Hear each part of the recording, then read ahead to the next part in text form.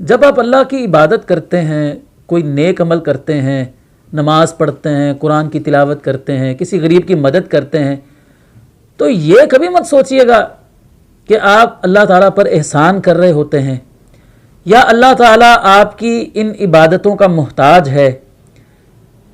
یاد رکھیے کہ آپ جو بھی نیک عمل کرتے ہیں اس کا فائدہ آپ ہی کو ہونے والا ہے، اللہ تعالیٰ کو آپ کے کسی بھی عمل کا کوئی فائدہ پہنچنے والا نہیں ہے۔ اللہ تبارک و تعالیٰ نے کیا فرمایا ہے؟ یا ایھا الناس انتم الفقراء الی اللہ واللہ هو الغنی الحمید۔ اے لوگو، تم سب کے سب اللہ تعالیٰ کے محتاج ہو اور اللہ بے پرواہ ہے اور تعریف کے لائق ہے۔ اس کو تمہاری عبادت کی کیا ضرورت ہوگی؟ اس نے تو خود تمہیں سب کچھ دیا ہے، تم اس کے محتاج ہو، وہ تمہارا محتاج نہیں ہے۔ ان احسنتم احسنتم لانفسکم وان اسأتم فلھا۔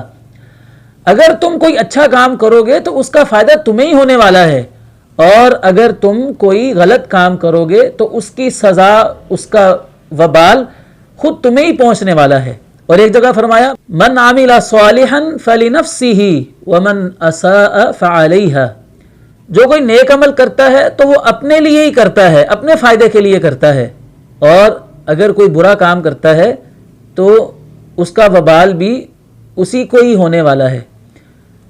ایک حدیث قدسی میں آتا ہے کہ اللہ رب العزت ارشاد فرماتے ہیں کہ اے میرے بندو، سارے کے سارے انسان، پہلے انسان سے لے کر آخری انسان تک اور پہلے جن سے لے کر آخری جن تک، سب کے سب انسان اور سب کے سب جن تم میں سے اس آدمی کی طرح ہو جائیں جو تم میں سے سب سے زیادہ متقی اور پرہیزگار ہے، تو اللہ تعالیٰ کی بادشاہت میں اس سے ذرا برابر بھی اضافہ نہیں ہوگا۔